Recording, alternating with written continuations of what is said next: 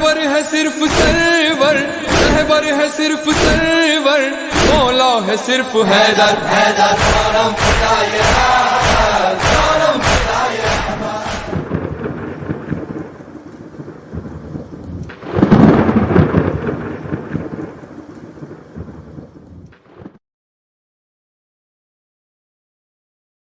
صلوات صلی اللہ محمد وآل محمد عجل فرجهم ولن عدوهم.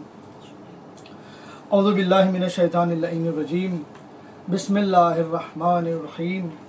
الحمد للہ رب العالمین وبہ نستعین وصلی اللہ علی محمد واہل بیتہ الطیبین الطاہرین المعصومین المظلومین المنتخبین المنتجبین ولعن اللہ علی اعدائہم وعلی غاصب حقوقہم وعلی قتلتہم وعلی منکری فضائلہم ومصائبہم وولایتہم وشجاعتہم وصداقتہم وعزائہم وعطشہم اجمعین من الآن الى قیام یوم الدین.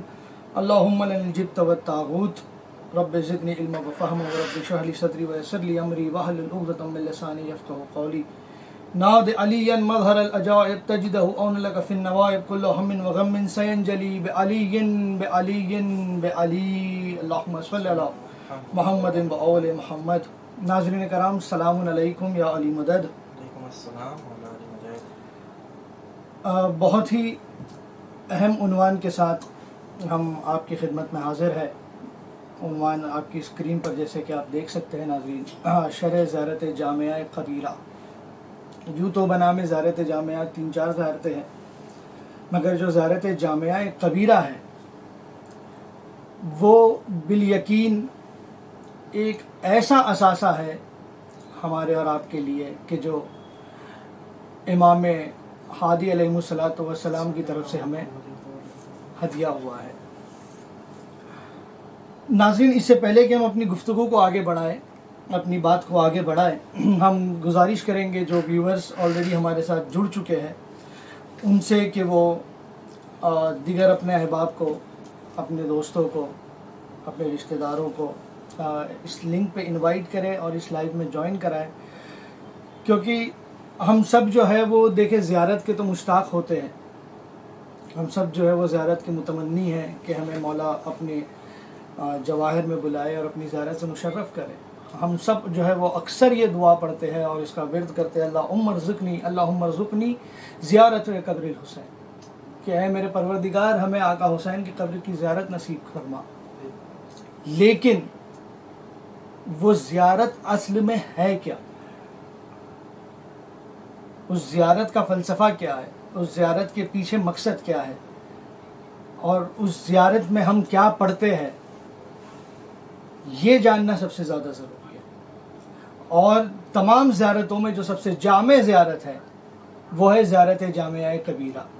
اور یقین جانے، اگر ہم دعویٰ تو نہیں کر سکتے، مگر اگر ناظرین ہمارے ساتھ ان ایپیسوڈز میں جڑے رہے اور جو اس زیارت کی سلسلے وار شرح ہوتی جائے گی اور اس شرح سے اگر فیض اٹھانے کی کوشش کریں گے تو بہت سارے نکات اور بہت سارے اعتراضات کے جوابات بھی آپ کو اسی زیارت سے مل جائیں گے. دیکھیں، زیارتیں یوں تو بہت ساری زیارتیں ہیں، مگر زیارت جامعہ وہ زیارت ہے کہ جسے کے لیے علماء نے بہت ساری زیارتوں کی جو ہے وہ شرح بہت مختصر سے طور پہ ہوگی ہے، مگر زیارت جامعہ وہ زیارت ہے، زیارت جامعہ قبیرہ خاص طور پہ، کہ علماء سبق سے لے کے آج تک کے علماء نے اس زیارت کی بہت شرح کی، اور اتنی شرح کرنے کے بعد بھی اس زیارت کی شرح کا حق جو ہے وہ ادا نہیں ہو پایا. کیا وجہ ہے؟ کیونکہ یہ اتنی فصیح و بلیغ زیارت ہے، یہ اتنی کامل زیارت ہے. اور ہم انشاءاللہ کوشش رہے گی کہ ایک بھی لفظ اپنی طرف سے نہ پیش کرتے ہوئے جو علماء سبق نے جو اس زیارت کی شرح پیش کی ہے ہم اسی سے جو ہے وہ مستفیض ہوتے ہوئے بات کریں گے، اور جو خود معصومین نے ان عنوانات پر جو احادیث بیان کی ہے انہی کو ہم آپ کی خدمت میں پیش کریں گے.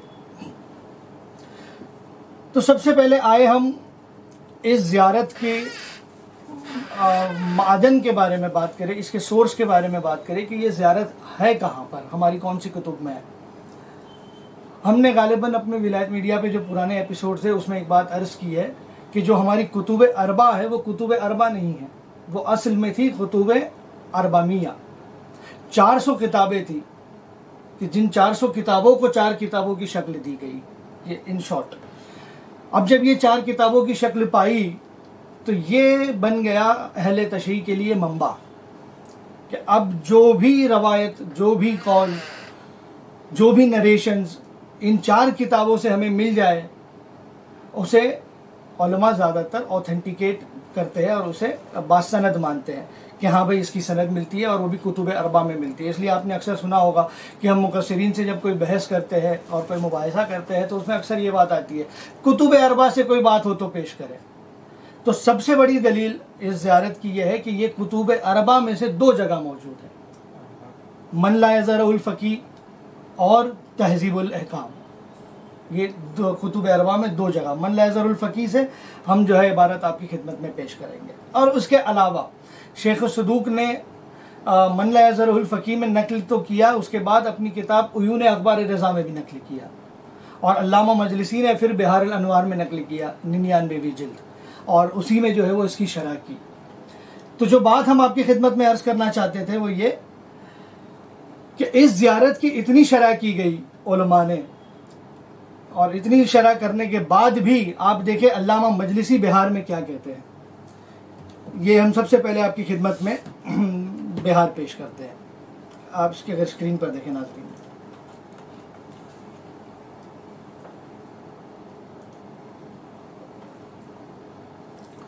یہ بہار الانوار 99ویں جلد، ٹھیک ہے، جلد 99.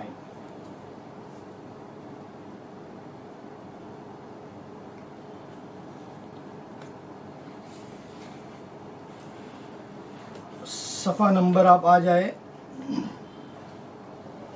144 144. یہ دیکھیں آپ کی اسکرین پر،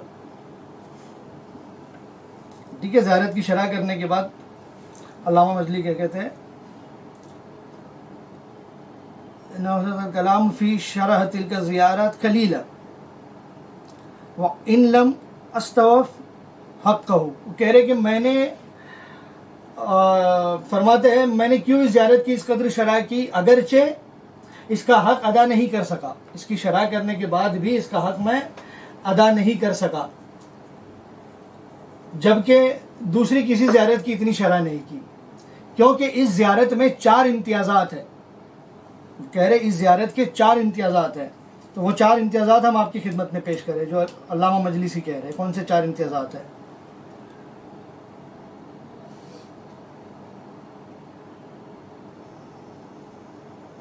ٹھیک ہے، وہ جو امتیازات ہیں وہ یہاں سے الاطلاعۃ انہا اسہل الزیارات السندن.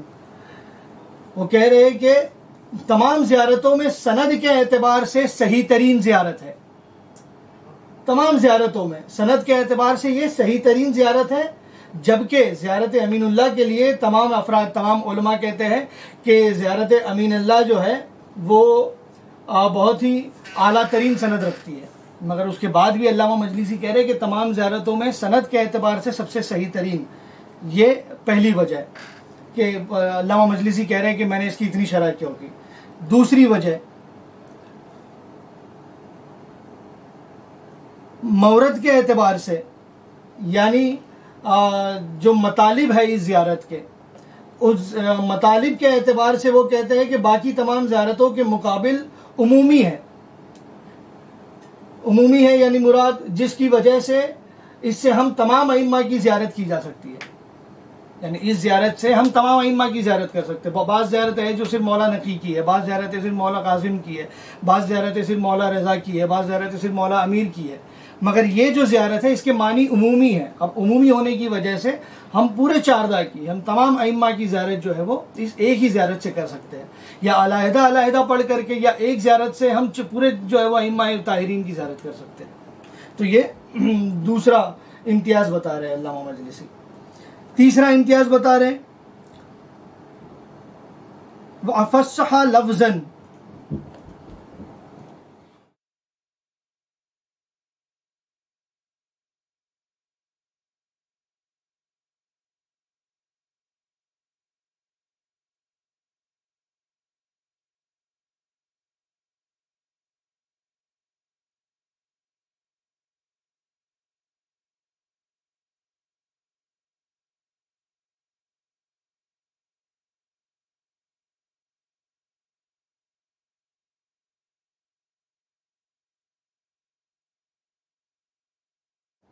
تو ان 4 امتیازات کی وجہ سے علامہ مجلسی کہہ رہے ہیں کہ میں نے اس کی اتنی شرح کی. تو سب سے پہلی بات جو عرض کی تھی وہ کیا عرض کی تھی؟ سند کے اعتبار سے صحیح ترین زیارت ہے.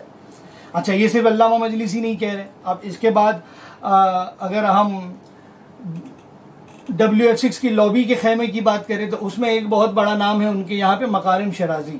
آپ اگر مکارم شرازی کی جو ہے وہ کتاب اٹھا کر کے دیکھیں کہ جس میں اس نے زیارت جامعہ کی شرح کی ہے، اس میں بھی اس نے یہی بات عرض کی ہے، لکھی ہے. اور یہ بات لکھتے ہوئے اس نے یہی لکھا ہے کہ کیونکہ علامہ مجلسی نے یہ کہا اس لیے اب سند کے اعتبار سے آگے کوئی بحث ہم کریں گے ہی نہیں زیارت جامعہ کبیرہ پر. یعنی متفق علی رائے ہے تمام اہل تشیع کے درمیان اس زیارت کے حوالے سے. ٹھیک ہے، اب یہ تو ہو گئے ہمارے یہاں پر. اب اگر عامہ کے یہاں پر دیکھیں تو کیا یہ زیارت عامہ کے یہاں بھی ملتی ہے؟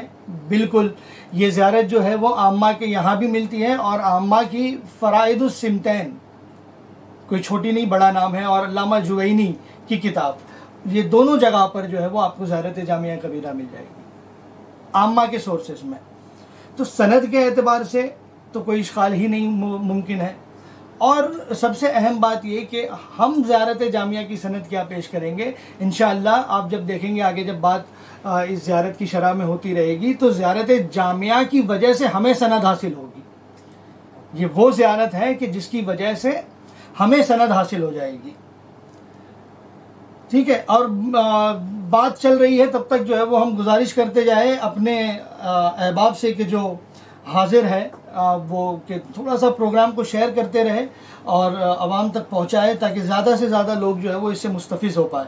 انشاءاللہ اپنے آپ میں یہ ایک پہلا اور واحد پروگرام ہماری جانب سے ایسا ہوگا جو پوری طرح سے معرفت پر مبنی ہوگا. زیارت جامعہ کی شرح میں سوائے معرفت کے اور کچھ نہیں ہے. پورا جو ہے وہ عقیدہ ائمہ طاہرین نے ہمیں اس زیارت میں ڈال کر کے سمو کر کے دے دیا ہے جیسے.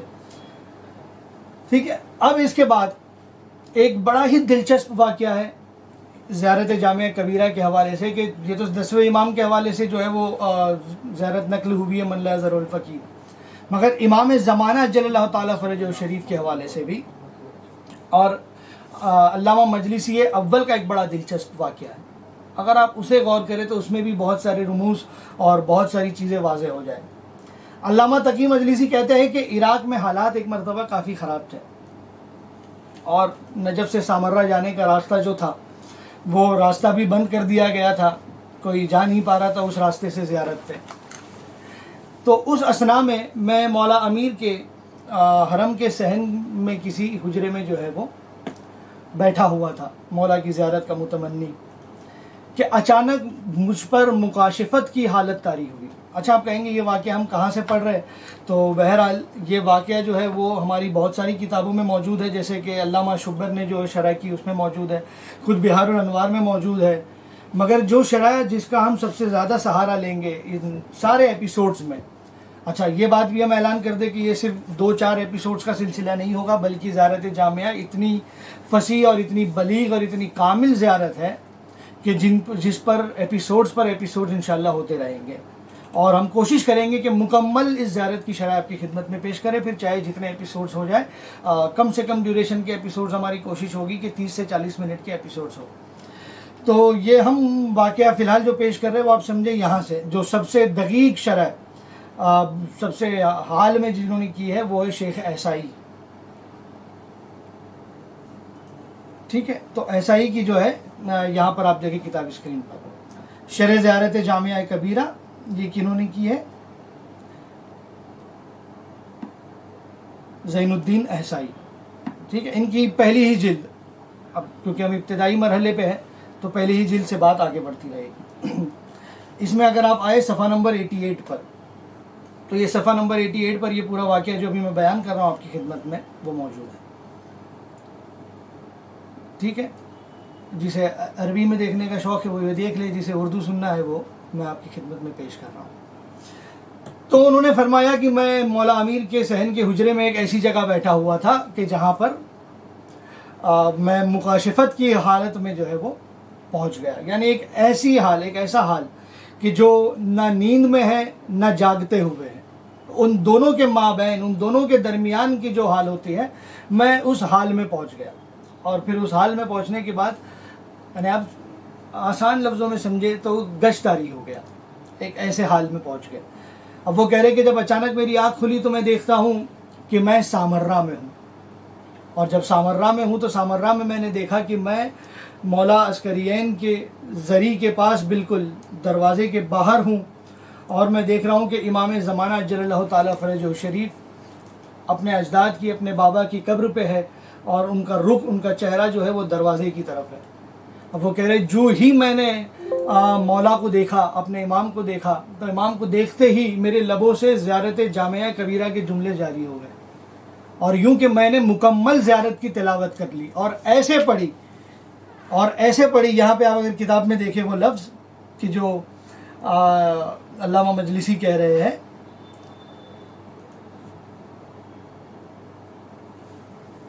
ہاں یہاں پہ بالصوت، یہ اگر آپ لفظ دیکھیں کل مداحین، کہ جیسے مداح، جیسے منقبت پڑھنے والا کوئی منقبت پڑھ رہا ہو. مولا کے فضائل جب ہم منقبت میں پڑھتے ہیں تو جیسے کوئی منقبت پڑھنے والا منقبت پڑھ رہا ہو، اس انداز میں نے پوری زیارت جامعہ کبیرہ اپنے مولا امام زمان کے سامنے پڑھی. اور جب پڑھی تو اس کے بعد پھر مولا نے کیا فرمایا؟ مولا نے فرمایا نعنت الزیارہ، کہ یہ زیارت جو تو نے پڑھی ہے، یہ زیارت ایک نعمت ہے، یہ زیارت تمہارے لیے ایک نعمت کی صورت ہے، اور بالکل صحیح زیارت ہے. اس کے بعد یعنی یہاں پر آپ کو خود مولا امام زمان سے بھی زیارت کی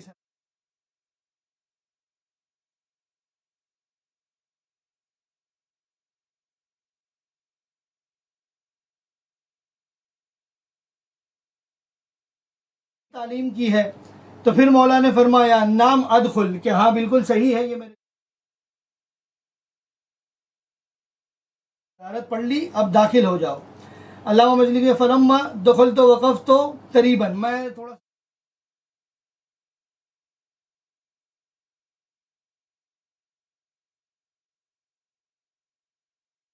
کہ اور قریب آ جاؤ. فقل تو مولا اخاف، تھوڑا سا جو ہے وہ خوف میں آ گئے. یعنی اب ظاہر سی بات ہے کہ جب انسان اپنی ان برہنہ آنکھوں سے اگر اپنے زمانے کے امام کو دیکھ لے تو اس کا کیا عالم ہو جائے.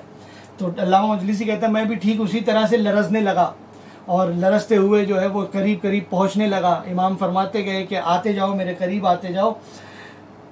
اور جب میں قریب پہنچتا چلا گیا، ڈرتا ہوا اور گھبراتا ہوا امام کے قریب پہنچ کر میں چلا گیا، تو امام نے مجھے اپنے پاس بلایا، اور بلانے کے بعد کہتے تقدم تقدم، آتے جاؤ حتی صرت قریبا منہ، اور اتنا قریب کہ ان کے قریب پہنچ گیا. قال علیہ السلام اجلس، امام نے فرمایا بیٹھ جاؤ. اب جب امام نے بیٹھنے کا حکم دیا تو میں ڈرتے ہوئے جو ہے وہ دو زانو ہو کر کے مولا کے سامنے بیٹھ گیا. جب دو زانو ہو کر کے مولا کے سامنے بیٹھ گیا تو اس کے بعد یہ جملہ جو ہے وہ اس سے ایک اور موضوع حل ہو جائے. حالانکہ اس موضوع کے لیے آج ہم یہ شرح پیش نہیں کر رہے، مگر ایک اور موضوع جو ہے وہ اس سے حل ہو جائے. کیا فرمایا امام نے؟ استرح و اجلس، آرام کر اور بیٹھ جا. کیونکہ امام نے کیوں فرمایا آرام کر اور بیٹھ جا؟ کیونکہ جئت معشیا حافیا، کیونکہ تو پیدل چل کر آیا ہے اور پابرہنہ پیدل چل کر آیا ہے، ننگے پیر پیدل چل کر آیا ہے. آج جب ہم زیارتوں پہ پابرہنہ ہو کر کے جب چلتے ہیں تو لوگ پتہ نہیں کون سی حقارت بھری نگاہوں سے دیکھنے لگتے ہیں کہ بھئی یہ کون سا طریقہ ہے جو ہے وہ ننگے پیر چل رہے ہیں. آپ ننگے پیر چل کر آنے کی سند امام زمانہ نے مجلسی اول کو دی ہے، اور صرف سند نہیں دی ہے، سند دینے کے بعد یہ فرمایا کہ کیونکہ تم ننگے پیر چل کر کے آئے ہو. اور یہ جو ہم اربعین پہ مشی کرتے ہیں اس پر بھی لوگ بہت اعتراضات کرتے ہیں کہ یہ مشی کب سے شروع ہوئی، یہ مشی جو ہے وہ کوئی تاریخ میں نہیں ہے وغیرہ وغیرہ. یہ مشی کی سند بھی جو ہے وہ یہاں پر امام نے دی ہے. تقی مجلسی اول، علامہ مجلسی اول، کہ تم پیدل اور پابرہنہ چل کر کے آئے ہو.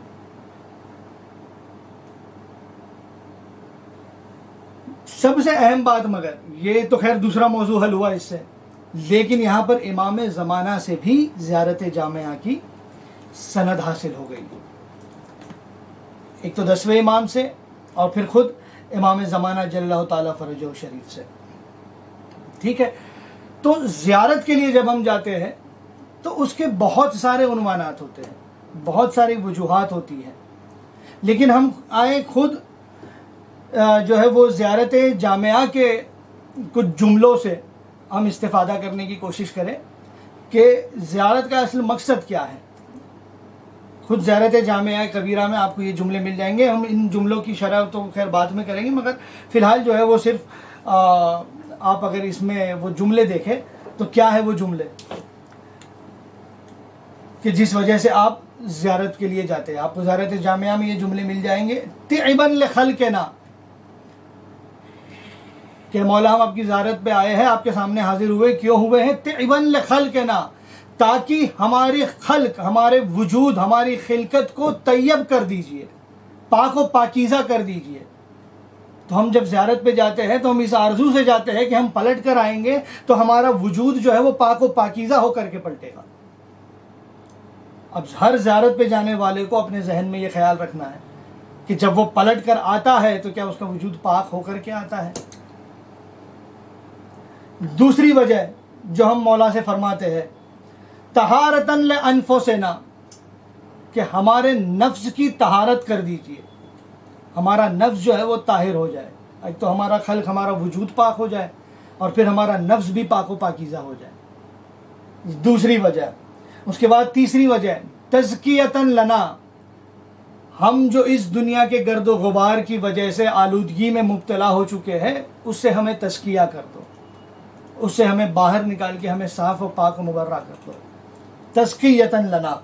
اور پھر آخری منزل جو ہے کفارۃً لذنوبنا, ہمارے گناہوں کا کفارہ کر دیجئے, ہمارے گناہوں کو بخش دیجئے, ہمارے گناہوں کو معاف کر دیجئے.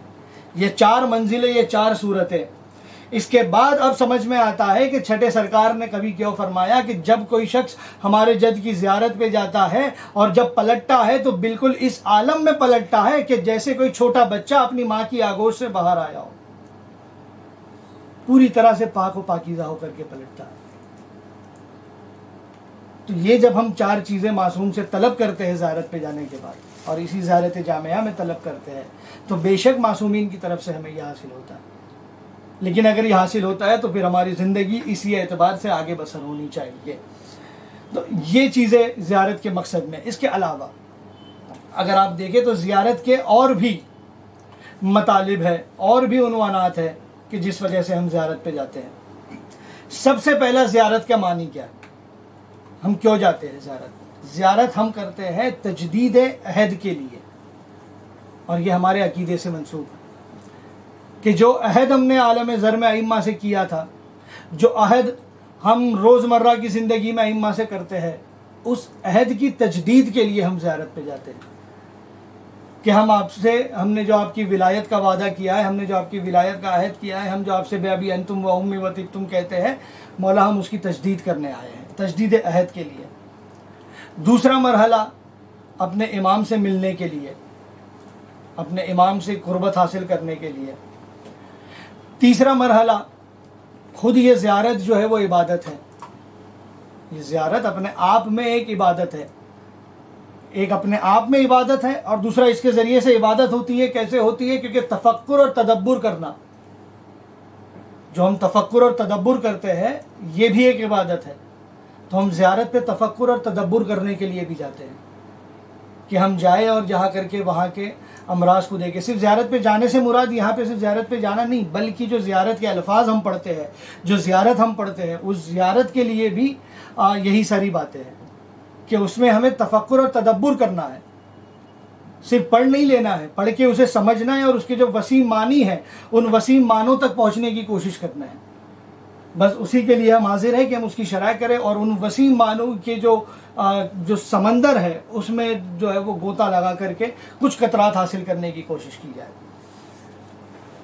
5واں مرحلہ زیارت کا جو ہے وہ مولا کی نصرت کا مرحلہ ہے کہ مولا ہم آپ کی نصرت کو تب نہ آ پائے مگر ہم آج بھی آپ کی نصرت کے لیے آمادہ ہے. آپ کی تب حل من کی صدا تھی, آج ہم لبیک کہتے ہیں. یہ 5واں مرحلہ نصرت کا. اور نصرت اپنے آپ میں نصرت کرنا, دوسرا کیسے نصرت کرنا, وہ بھی زیارت کے ذریعے سے حاصل ہوتا ہے.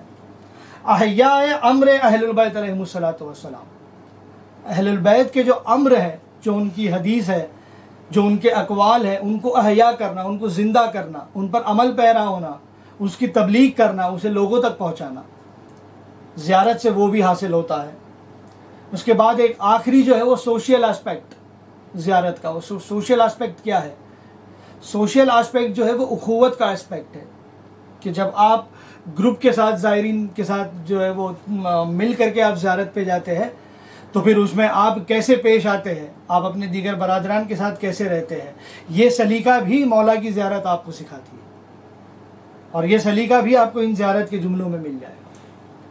تو یہ سارے اسپیکٹس، زیارت کا سے مطلب جو ہے وہ صرف کسی ٹور والے کو جو ہے وہ 2,000-5,000 $2,000 دے دیے اور جا کر کے جو ہے وہ چوم کر کے آ گئے، اس سے زیارت کا مقصد حل نہیں ہوتا۔